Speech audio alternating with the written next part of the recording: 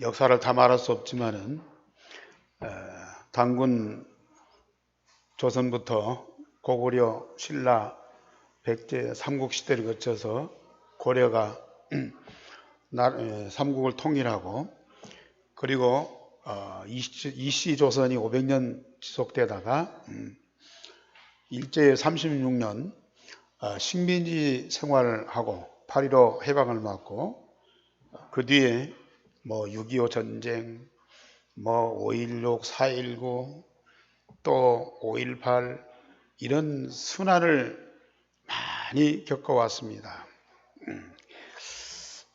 지금도 역시 남북으로 갈라져서 민족의 아픔을 계속 안고 살아가고 있습니다.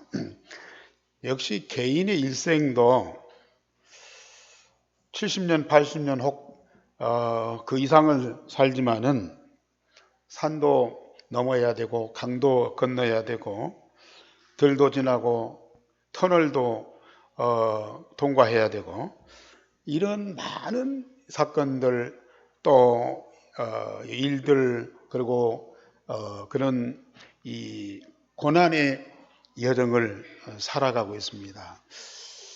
그 과정 속에서 많은 상처도 있고 심지어 죽음도 있고 실패도 질병도 우리는 거쳐야 됩니다. 우여곡절이 얼마나 많습니까? 세상을 사는 하나님의 자녀인 우리 그리스도인들도 역시 세상 사는 동안 창세기 3장, 6장, 11장에 그 근본 문제에서 완전히 해방받지 않는 한 똑같은 여정을 살아가야 됩니다. 그러나 창세기 3장, 6장, 11장 근본 문제를 해결하는 완전한 답, 그리스도 하나님 나라 성령 충만 유일성의 복음을 언약으로 붙잡은 하나님의 자녀는 성삼위 하나님과 함께 24, 25 영원한 여정을 가는 자로 날마다 언약의 하나님 앞에서 크게 즐거워하고 기뻐하는 자입니다. 세상은 어쩔 수 없어요. 사단이 잡고 있는 한 이런 고통과 질병과 어려운 시련들이 부딪힐 수밖에 없지만은 유일성의 복음이 각인 뿌리 체질되어서 하나님과 함께 24, 25 영원한 여정을 가는 자는 그 가운데에서도 행복하고 즐겁거든요. 그렇지 못한 사람들은 역시 창세기 3장, 6장, 11장의 근본 문제 속에 빠져 있기 때문에 그런 사건이 문제가 일어날 때마다 많은 상처를 받아요. 물론 그걸 넘어서고 새로운 삶을 시작하지만은 그 과정 속에서 겪는 아픔이라는 것은 이루 헤아릴 수가 없어요. 우리는 언약의 여정을 가는 과정 속에 하나님이 우리와 24 함께하고 말씀을 응답 주시면서 영원한 목표를 향하여서 우리는 날마다 달려가고 있어요. 그 가운데에서 우리는 오늘 다윗이 고백한 그 고백을 그대로 하나님 앞에나 사람들 앞에 고백하면서 살아가는 겁니다. 오늘 제목 다 같이 보십시다. 내가 여호와 앞에서 뛰놀리라. 여호와 앞에서 뛰놀리라. 여기 뛰는다는 것은 어린아이들이 아직 좀 철이 안 든 그런 자녀들이 아빠 앞에서, 부모 앞에서 깡충깡충 춤을 추면서 뛰는, 그렇게 노는 그런 아주 순진한 그런 모습이거든요. 역시 우리는 문제 앞에서도 질병 가운데에서도 그 어려운 순환의 과정을 통과하면서도 기뻐하면서 뛰놀지만은 우리는 항상 여호와 하나님 앞에서 춤추며 노래하면서 가장 기뻐하고 즐거운 삶을 사는 것이 오늘 우리 예안교회 성도들이고 하나님의 자녀들입니다. 여러분들은 한 주간 동안 어떤 삶을 살고 이 자리에 오셨습니까? 한 주간에도 많은 일들이 있었죠. 그 가운데서 우리는 얼마나 기뻐하고 즐거워했습니까? 그리하면 하나님의 모든 것이 나의 것이 되어서 모든 삶이 말씀대로 응답을 받게 됩니다. 오늘 언약 붙잡은 다윗의 일생을 보면서 다윗은 특별한 사람이 아니에요. 우리와 똑같은 사람입니다. 그런데 그에게 뭐가 있느냐? 다른 사람에게는 찾을 수 없는 언약 하나가 있었고요.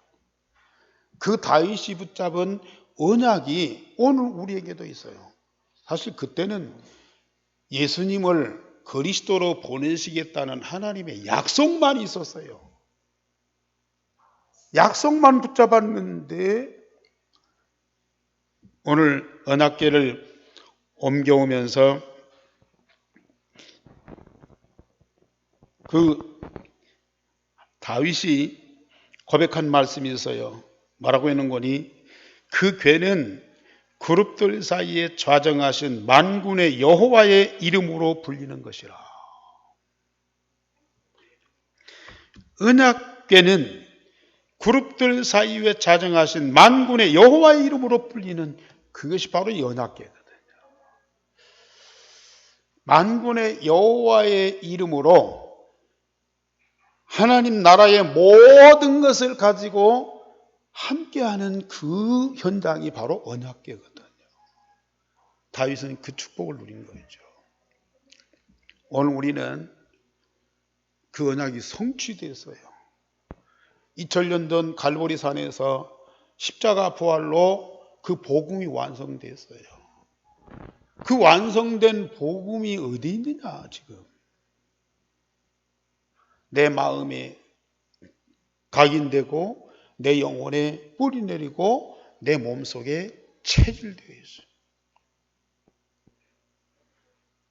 우리는 다윗보다도 더 확실한 유일성의 복음을 언약으로 붙잡고 24시에 함께하는 그 응답을 누리는 사람들이라. 그렇다면 우리는 다윗보다도 더 여호와로 말미암아 즐거워하고 기뻐하는 사람이라. 우리는 다윗보다 더 영적으로 여호와 앞에서 기뻐하고 즐거워할 자다. 그 응답을 누리는 여러분들이 오늘 여호와 앞에서 예배해 보세요. 이 예배가 얼마나 기쁘고 즐거운지. 오늘 이 시간 여러분들의 영적인 상태는 어떤 상태입니까? 다윗은 첫째, 사울 왕이 블레셋과의 전쟁에서 요나단과 함께 죽음을 당했는데 다윗은 사울과 요나단의 죽음을 크게 슬퍼했습니다. 사울은 언약이 없이 자기 중심으로 살면서 군대를 동원하여 언약 붙잡은 다윗을 죽이려 했고 나라를 혼란에 빠뜨리게 하는 영적 문제가 많아서 사실 그는 일찍이 죽어야 되고 이 땅에 존재하면 안 되는 자예요. 세상을 성공하여 이스라엘 왕이 되었지만은 언약이 없는 자에게 사단의 영이 가득한 자예요. 나라와 백성들, 특히 언약의 사람 다윗에게는 큰 악을 끼치는 자였습니다. 한 생명이고 나라의 왕이기 때문에 일부러 죽일 수는 없잖아요. 그러나 그가 존재하는 것만큼 나라에게는 손해예요. 백성들에게는 큰 짐이 돼요. 더더군다나 언약 붙잡은 다윗에게는 원수예요.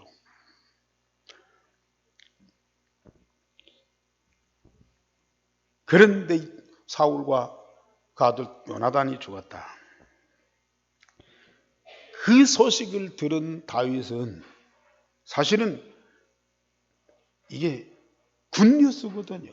무엇보다도 다윗에게는 최고의 기쁜 소식이거든요. 왜요? 자기를 죽이려 하는 원수가 죽였단 말이에요. 아직도 북한을 경계하고 싫어하는 사람들이 있어요.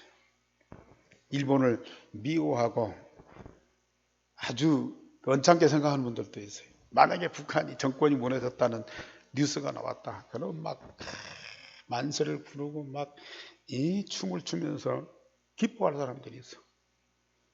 일본이 뭐 큰 지진이 나고 막 사람들이 수백만 명 죽고 막 난리가 났다. 그러면 그 뉴스를 받는 사람들이 얼마나 화로를 부르면서 즐거워하겠습니까? 사실은 이 사울왕이 죽었다는 소식은 그보다 더 큰 뉴스거든요. 그러나 사울이 전쟁터에서 죽었다는 소식을 듣고 다윗은 슬피 울며 저녁까지 금식했다 그랬어요. 나라의 왕이요 장인의 죽음을 형식적으로 애도한 것이 아니고 진정한 마음의 슬픔으로 애도를 했습니다. 언약 없이 일생을 살다가 죽는 자의 모습을 보면서 너무 안타까운 거예요. 그런데 사무엘하 1장 20절에 보면요, 자기를 죽이려 했던 원수인데도 다윗은 사울왕과 요나단이 생전에 사랑스럽고 아름다운 자들로 독수리보다 빠르고 사자보다 강한 자라고 노래를 하고 있어요.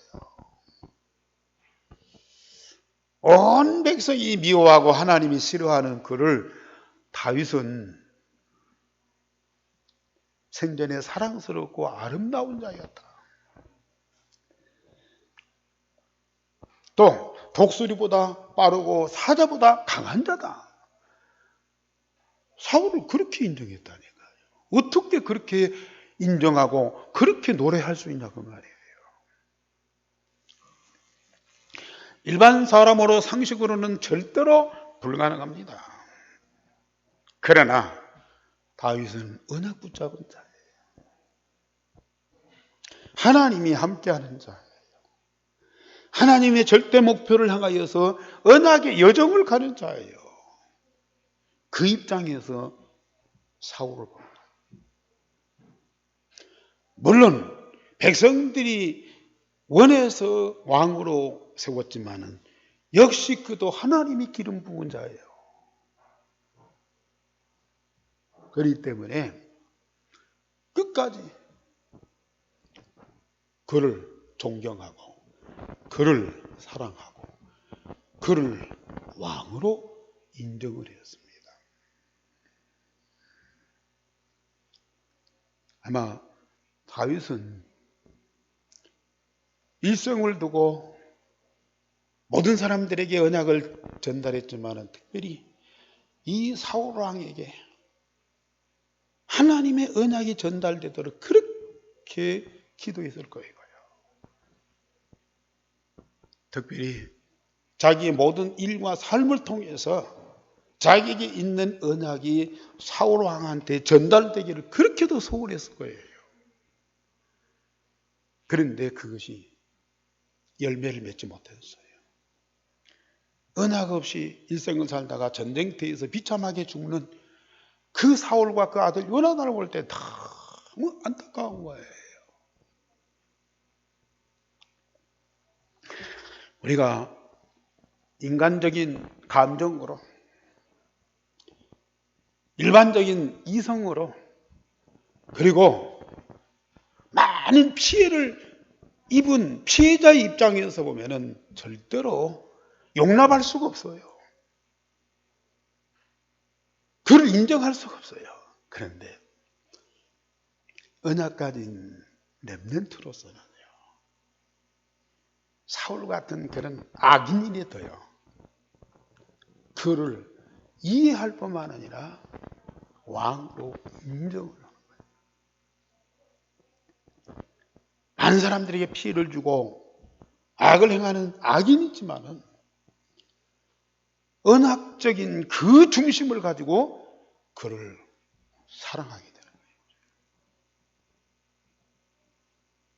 이게 바로 렘넌트의 마음이고 그리스도의 마음이다. 우리 예수님이 십자가에 죽으시면서 자기를 못 박는 자들 향하여서 하나님, 저들의 죄를 용서하옵소서. 우리 예수님은 평소에도 그랬지만은 그 고난 중에도 한 번도 자기 민족 이스라엘과 유대인들을 향하여 원망하고 비판하고 미워하는 그런 생각을 가진 적이 없습니다. 역시 스데반 집사도 복음을 전하다가 돌에 맞아 죽는데요. 죽으면서도 하나님께 기뻐하고 즐거워하고 하나님 앞에서 기뻐하고 즐거워하고 천사의 모습으로 죽어요. 왜요? 그 안에 이울성의 복음이 있기 때문에 복음의 눈으로 자기를 돌로 치는 자들을 보는 거겠죠. 그러면서 하나님, 저들이 하는 일을 알지 못하니 저들을 용서하옵소서.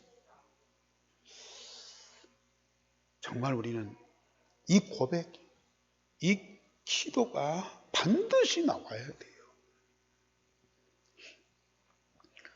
우리 주변에 이런 악을 행하는 자, 나에게 피해와 어려움을 주는 자 있습니까? 내 인격은 용납 못하지만 정말 복음 가지고 그들을 보세요.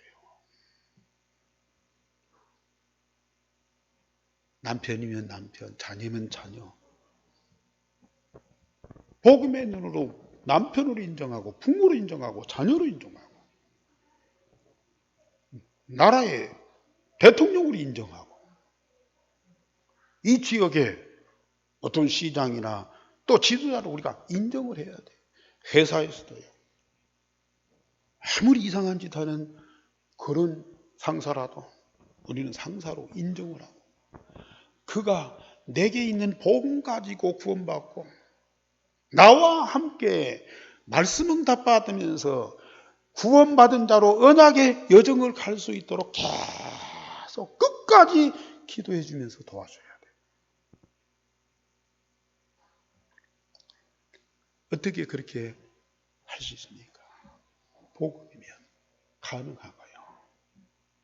아니, 만약에 그를 인정 못하고 그를 미워해야 되고 그와 분쟁하고 싸워야 되고 그러면요. 그 자체가 얼마나 괴롭고 힘든 일이에요. 아니, 그를 이해하고 용납하고 사랑하고 기도해 주는 게 그게 얼마나 행복하고 힘 있는 거예요. 저와 여러분들이 하나님이 그 응답 주셨다니까요.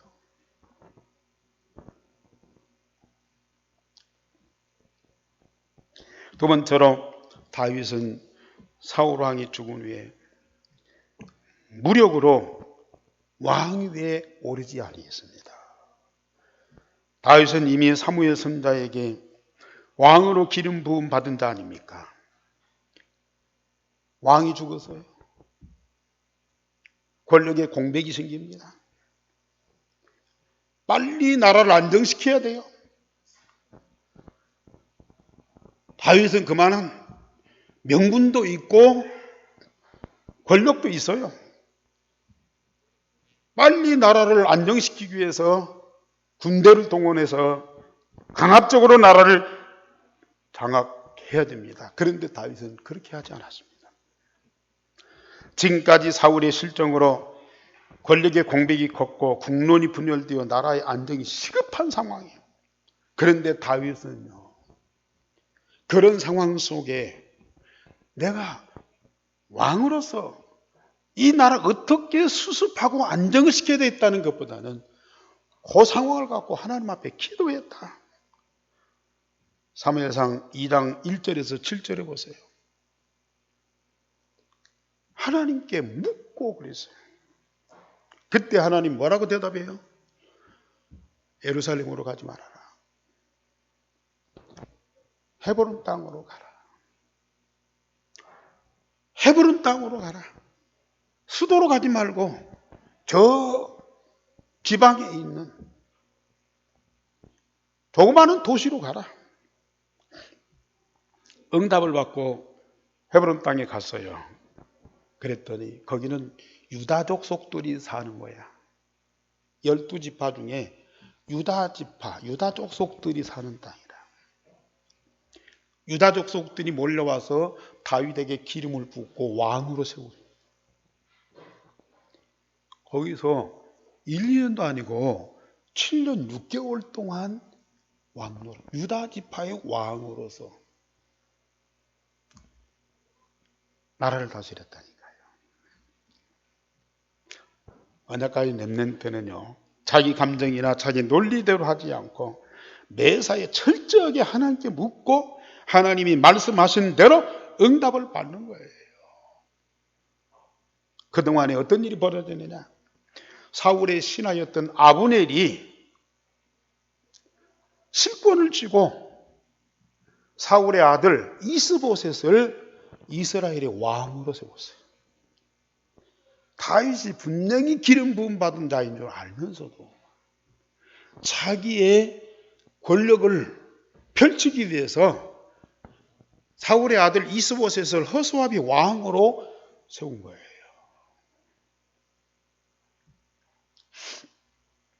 이스보셋이 2년 동안 나라를 다스릴 때 나라 꼴이 되겠습니까? 아브넬이 이게 안 되겠다 싶었어. 어쩔 수 없이 다윗이 왕으로 오셔야 되겠다 해서 왕한테 가서요, 충성하겠다고. 그렇게 소위 배신을 하는 겁니다.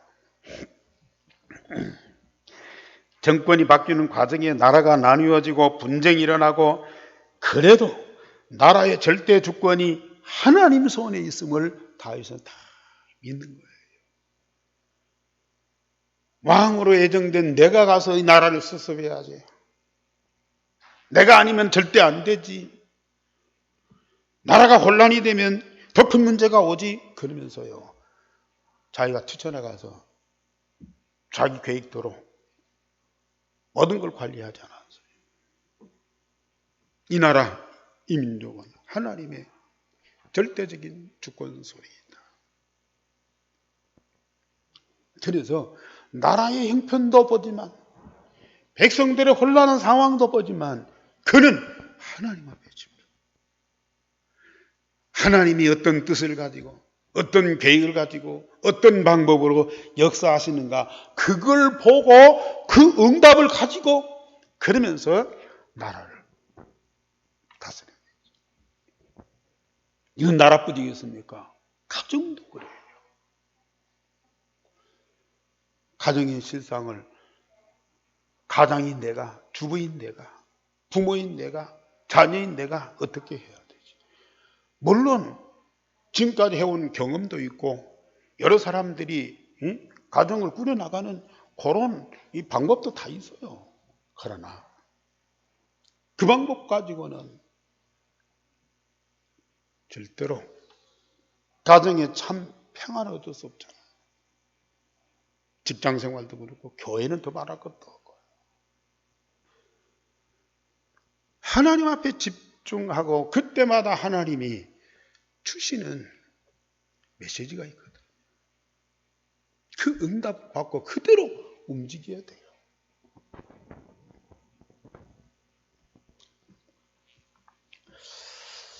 하나님이 나라와 다윗 자신에게 어떻게 역사하시는가를 그걸 보았어요. 분명히 우리 하나님은 살아계셔서 나와 내 현장에 목적을 갖고 뜻을 가지고 역사하시거든요. 우리는 그걸 보아야 돼요. 그걸 보지 못하고 사랑과 형편을 따라서 움직이다 보면요, 결국은 사단의 의도대로 움직이게 돼 있어요. 다윗은 이 사실을 알고 있었어요. 그래서 처음부터 끝까지 하나님의 절대적인 주권과 절대적인 계획과 절대적인 능력을 믿는 그 믿음을 가지고 그 순환 속에, 역경 속에 빠지지 않고 하나님과 함께 언약의 여정을 갔다니까요. 역시 지금도 마찬가지입니다. 이스보셋이 신하한테 살해를 당해요. 그러니까 이스라엘 백성들이 헤브론 땅에 다윗한테 일부러 쫓아왔어요. 이제는 유다 족속의 왕만이 아니고 전 이스라엘의 왕이 되어달라고 사정을 해요. 그리고 전 백성이 합의해서 다윗의 머리에 기름을 붓고 이스라엘의 왕으로 추대를 하는 거예요. 이게 하나님 방법이에요.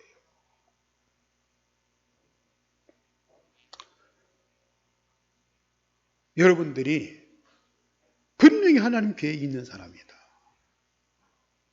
그러면 하나님 원하시는 곳에 하나님이 반드시 세우시는데 무리하게 인본주의를 동원해서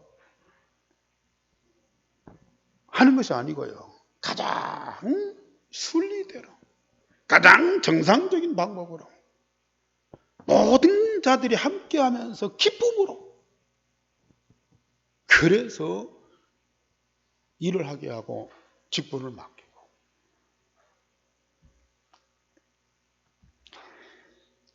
전 백성에 의하여 왕이 되고 완벽한 통일의 나라를 이룬 것입니다. 하나님의 방법입니다. 우리는 교회는 말할 것도 없고 가정의 문제나 사업도 빨리 잘 되기보다는 말씀과 기도와 전도의 흐름 속에 있어야 된다. 말씀과 기도와 전도의 흐름 속에 있으면 반드시 성삼위 하나님이 역사하는 응답을 받게 돼 있다 그 말이에요. 그걸 누리는 사람들이 렘넌트요 하나님의 자녀들입니다. 세 번째로 다윗이 왕이 되어서요 맨 먼저 한 일이 뭐냐? 언약궤를 다윗성으로 옮기는 일이었어요. 그 일을 하면서 다윗이 얼마나 기쁘고 즐거운지 춤을 추면서 노래했어요. 우리가 지난번에 봤듯이 블레셋과 전쟁에서 빼앗긴 이 언약궤가 아비나답의 집에 임시로 보관되어 있었어요. 다윗이 항상 마음이 걸린 거예요. 언약 중심에서 모든 삶을 살아가는 이 다윗이, 렘넌트 다윗이 그 언약궤가 적군한테 뺏기고 거기서 소동이 일어나고 난리가 나니까 블레셋이 이 언약궤를 버렸어요. 버렸다니까요. 그래서 아비나답이 자기 집에다가 모셔놓고 그걸 임시로 보관하고 있었어요. 나라와 역사와 시대의 가장 중심이 뭐예요? 언약이고 언약궤잖아요. 다른 사람들 별로 관심이 없어요. 언약이 없는 사람, 언약이 희미하는 사람들은 어디가 있든지 상관이 없어요. 때로는 관심 있는 사람들이 어떻게 해보겠다는 그런 생각은 갖고 있지만은 행동을 못하는 거예요. 그런데 언약 중심의 이 다윗은요, 언약궤가 버려진 상태로 있는 그걸 보고 가장 마음 아파.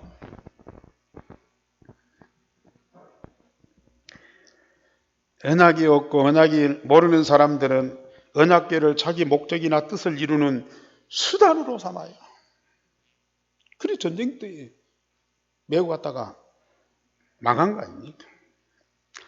그러나 유일성이 복음의 언약을 가진 자는 성전에 가장 거룩한 곳에 모실 뿐만 아니라 자기 마음 중심에 모시고 언약을 위해서 살고 언약을 위해서 죽습니다.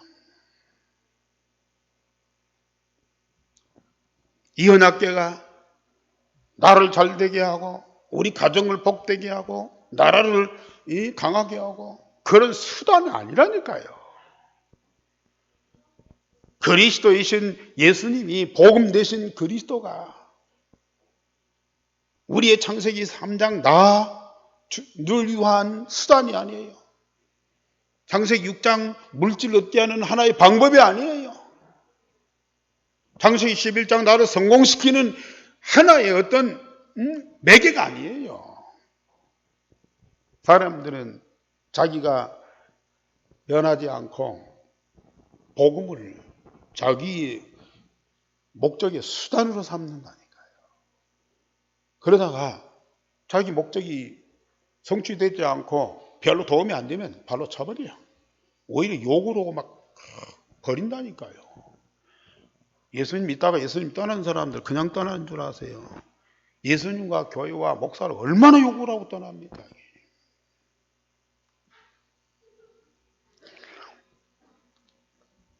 그런데요, 유일성의 복음을 언약으로 붙잡은 자는 그 복음을 어디다가 모셔요? 자기 중심 속에, 마음 속에 다 모십니다. 그래서 내 마음이 성전이잖아요. 언약을 모신 성전이라, 유일성의 복음을 모신 성전이다. 그래서 내 인생이 그 언약을 중심으로 모든 삶이 이루어지는 거예요. 그래서 바울은 뭐라고 고백합니까? 내 몸에서 오직 그리스도만 존귀케 되기를 원한다. 살든지 죽든지 사나 죽으나 나는 오직 그리스도다.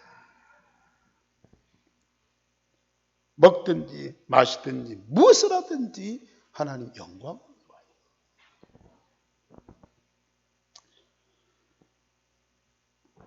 이 고백이 분명히 나와요. 그러니까 나와 나의 모든 것이 어디서 나와요? 내 안에 있는 복음에서 나와야 그게 정상이에요. 내 생명도 복음에서 나온 생명이라 해요. 내 인격도 성품도 복음에 의한 인격과 성품이 돼야 그게 정상이에요. 나의 가정도 복음으로 재창조돼야 돼요. 내 산업도 복음에 의해서 이루어져야 그게 정상적인 산업이에요.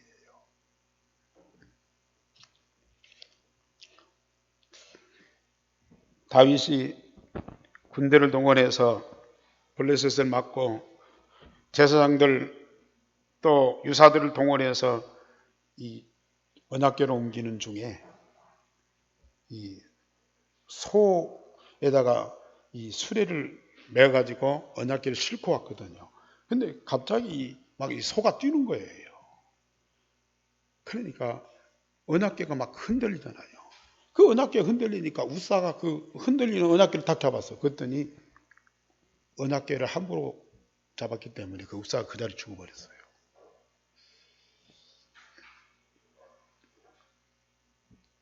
아까 말씀드린 대로 그룹들 사이에 좌정하신 만군의 여호와의 이름으로 불리는 것이 이 언약궤인데요.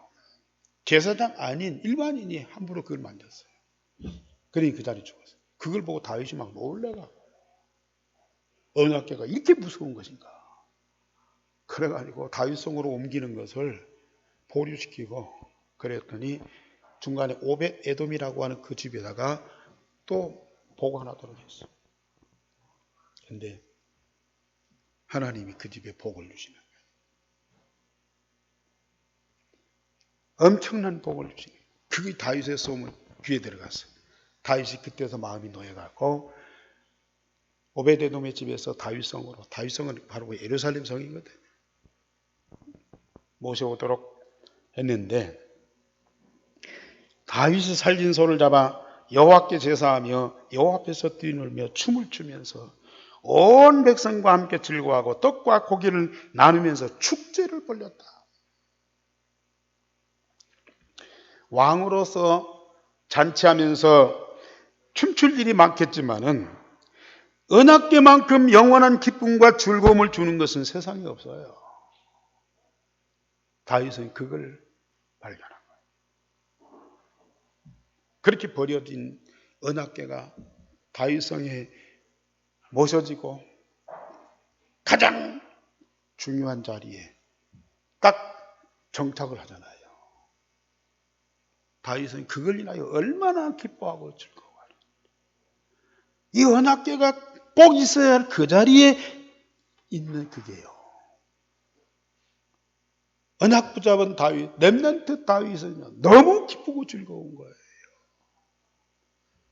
언약 붙잡았다고 해도, 내가 복음으로 구원받았다 할지라도요, 아마 많은 분들이 혼란이 올 거예요. 어떤 때는 은혜 받았다고, 어떤 때는 마음이 답답하고요, 어떤 때는 내가 하나님 자녀로서 그렇게도 참 복을 받은 것 같은데, 때로는 막 이런저런 시련도 오고 아픔도 와요.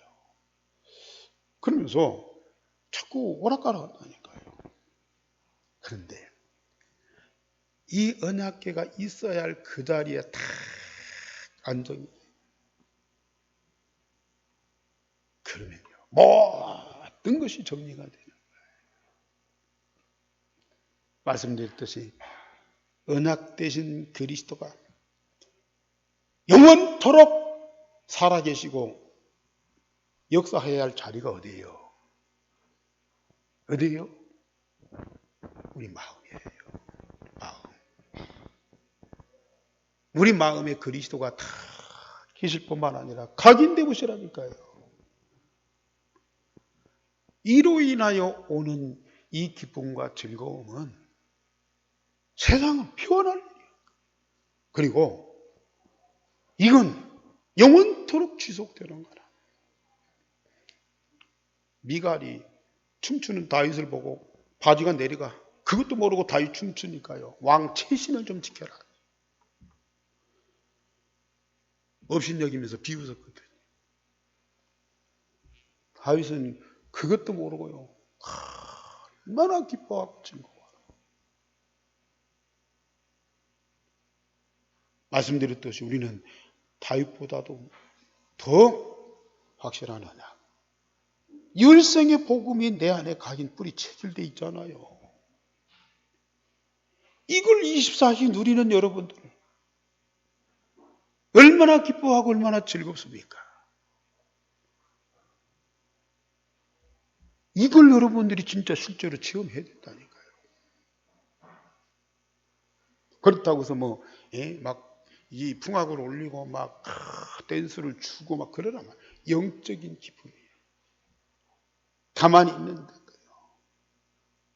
내 온 마음, 몸, 영혼 속에 하나님 나라의 그 기쁨과 큰 즐거움으로 가득 차고 넘치는, 그 상태로 사자굴 속에 들어가요. 그 상태로 풀무불 속에 들어가요. 그것이 꺼집니까? 그것이 없어집니까? 오히려 사자 입을 공한 거예요. 오히려 이 풀무불을 완전히 장악해버리는 거예요. 저와 여러분 이 축복을,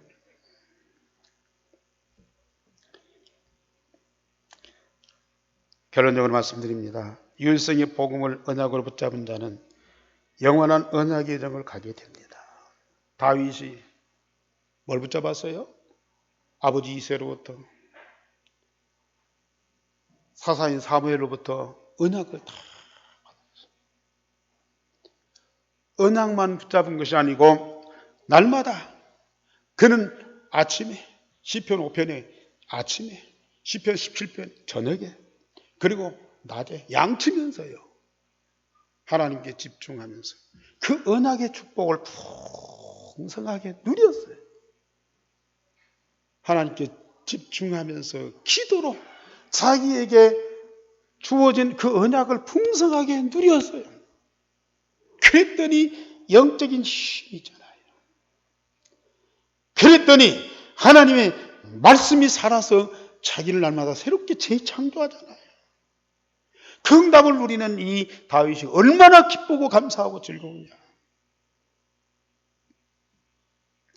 우리 성도님들 시간 정해놓고 집중 기도하시라고. 그리고 우리 교회가 하나님께 예배하는 예배당이죠.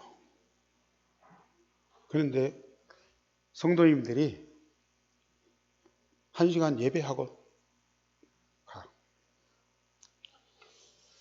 물론 예배당이니까 예배드려야죠. 그런데요, 예수님 말씀하셨어요. 내 집은 만민이 기도하는 집이다. 내 집은 만민이 기도하는 집이다.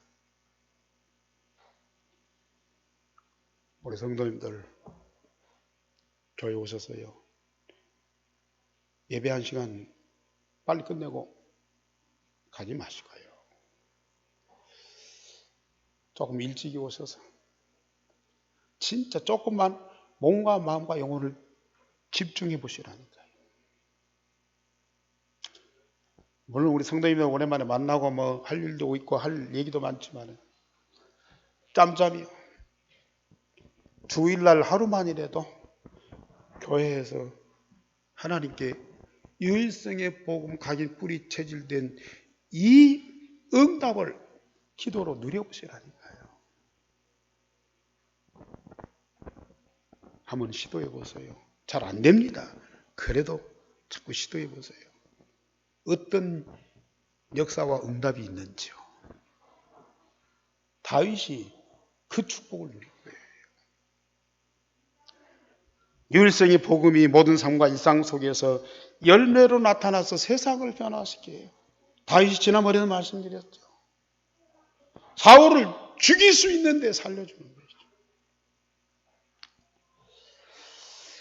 전쟁터에 안 가도 가는데 그는 당당하게 앞서가는 거예요. 왜요? 이 언약이 있기 때문에. 이걸 누림이 있기 때문에. 누리는 정도가 아니고 이 언약이 자기 삶을 통해서 열매로 나타나니까요. 그 증거가 있잖아요. 우리 성도님들이 그 삶을 사시고요. 우리 렘넌트들이 응답받도록 도와줘야 돼요. 하나님은 분명히 여러분들에게 그 역사를 주십니다. 기도하겠습니다. 하나님, 오늘도 말씀 주시니 감사를 드립니다. 산 증거의 말씀, 다윗에게 주신 응답을 우리에게도 반드시 주실 줄을 믿습니다. 언약 붙잡고 집중 기도하는 우리 성도들, 특별히 렘넌트들이 되게 하여 주옵소서. 다윗이 받은 응답을 우리도 똑같이, 아니 더 큰 응답 받고 저 237 나라 5천 종족을 살리는 주역이 되게 하여 주옵소서. 주 예수 그리스도 이름으로 기도하옵나이다. 아멘.